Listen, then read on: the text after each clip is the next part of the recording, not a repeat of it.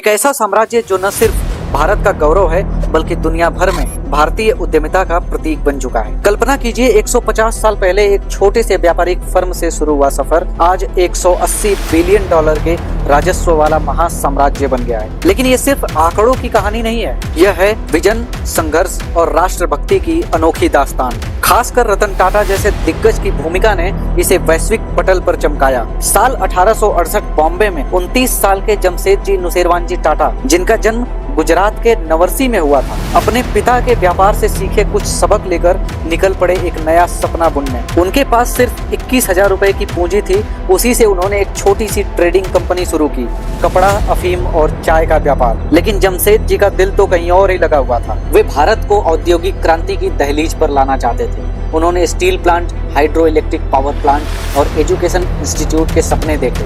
लेकिन अफसोस 1904 में उनका देहांत हो जाता है और उनके सारे बड़े सपने अधूरे रह जाते हैं। लेकिन उनकी विरासत वह आज भी चमक रही है। टाटा ग्रुप की नींव यही पड़ी जो आज भारत का सबसे बड़ा कॉन्ग्लोमरेट है। जमशेद जी के बेटे दोराब जी और रतन जी ने पिता के सपनों को आगे बढ़ाया। 1904 में आया Tata iron and steel company. Bharat का पहला स्टील प्लांट जमशेदपुर में लगा। यह सिर्फ स्टील प्लांट नहीं था बल्कि एक पूरा शहर था जिसमें स्कूल, अस्पताल, बाजार सबके साथ। जब ब्रिटिश राज में भारत सिर्फ आयात पर निर्भर था, टाटा ने स्वदेशी उद्योग की मशाल जलाई। फिर 1912 में Tata hydro electric power company, जो आज टाटा पावर के नाम से जानी जाती है, और 1903 में ताज होटल, मुंबई का आइकॉनिक ताजमहल पैलेस, जो बॉम्बे की पहचान बना। लेकिन असली मोड़ आया 1945 में, जब टाटा इंडस्ट्री लिमिटेड की स्थापना हुई। यह कंपनी टाटा ग्रुप की होल्डिंग आर्मी बनी, जो नए बिजनेस आइडियाज को जन्म देने के लिए बनी थी।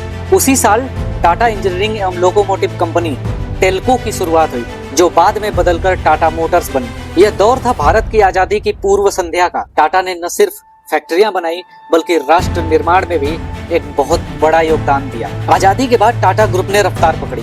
JRD टाटा जैसे लीडर्स ने एविएशन, टाटा एयरलाइंस, जो आज एयर इंडिया के नाम से जानी जाती है, केमिकल्स और IT में कदम रखा। लेकिन सच्ची क्रांति आई 1991 में, जब रतन नवल टाटा जी टाटा ग्रुप के चेयरमैन बने। तब टाटा ग्रुप का रेवेन्यू था सिर्फ $5 बिलियन।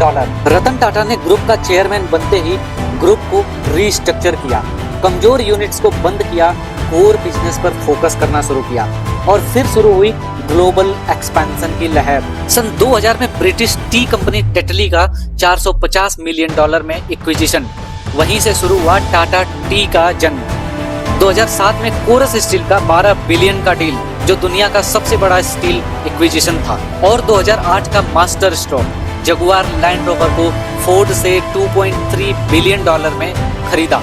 ये डील नहीं थी, ये एक स्टेटमेंट था। भारत अब ग्लोबल लीडर बन रहा है। रतन टाटा ने 1991 से 2012 तक ग्रुप को 100 गुना बड़ा कर दिया था। $5 बिलियन रेवेन्यू वाली कंपनी को $100 बिलियन से ऊपर तक पहुंचा दिया। उन्होंने नैनो कार लॉन्च की, जो गरीबों के लिए सस्ती गाड़ी का सपना था। और 2022 में उन्होंने एयर इंडिया को वापस खरीदा। ये एक भावनात्मक और स्ट्रेटेजिक दोनों तरह से की गई डील थी। रतन टाटा जी का रोल टाटा ग्रुप में सिर्फ चेयरमैन का ही नहीं था, वो एक विजनरी लीडर थे जो रिस्क लेने से कभी नहीं डरे।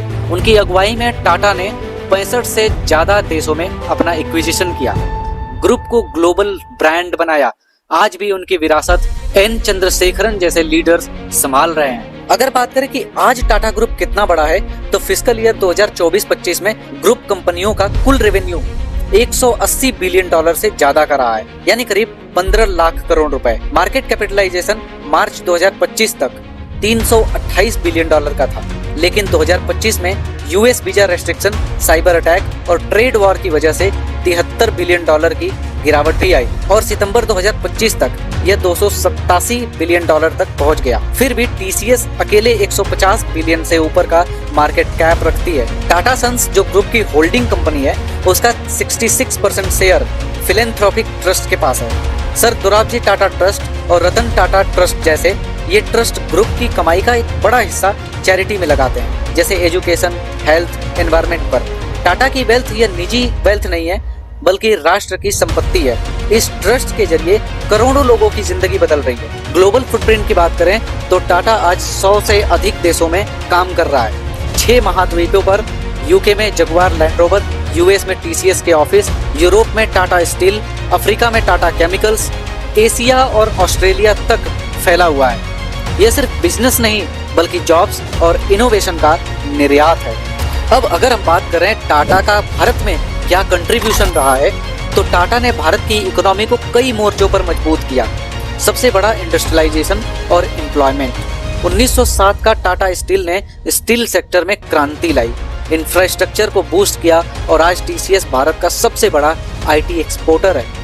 28 बिलियन डॉलर के रेवेन्यू और लाखों जॉब्स। टाटा मोटर्स ने ऑटो सेक्टर में नई ऊंचाई दी। कुल मिलाकर टाटा ग्रुप 10 लाख से ज्यादा लोगों को डायरेक्ट एम्प्लॉय करता है और इनडायरेक्ट भी लाखों लोगों को रोजगार देता है। इकोनॉमी में योगदान की बात करें तो जीडीपी का 4% हिस्सा रखता है, एक्सपोर्ट में 2% का। टाटा ट्रस्ट ने इंडियन इंस्टीट्यूट ऑफ साइंस बनाया, कैंसर हॉस्पिटल्स बनाए, स्कूल्स बनाए और जमशेदपुर में स्टील सिटी बनाई। एक मॉडल टाउनशिप है जहां हेल्थ केयर और एजुकेशन फ्री में दिया जाता है। रतन टाटा के दौर में ग्रुप ने ग्लोबलाइजेशन के जरिए भारत को वर्ल्ड मैप पर लाया, एफडीआई को आकर्षित किया। बिना टाटा के भारत का आईटी बूम भी अधूरा होता। अगर जमशेद जी ने टाटा ग्रुप की नींव रखी तो रतन टाटा ने उसे महल बनाया। 1991 में चेयरमैन बनते ही उन्होंने ग्रुप को 100 कंपनियों से 30 कंपनी में समेटा, फोकस्ड ग्रोथ किया। ग्लोबल एम्बिशन टेटली से शुरू, कोरस ने स्टील को वर्ल्ड क्लास बनाया। जगुआर लैंड रोवर ने लग्जरी कार सेक्टर में एंट्री दी।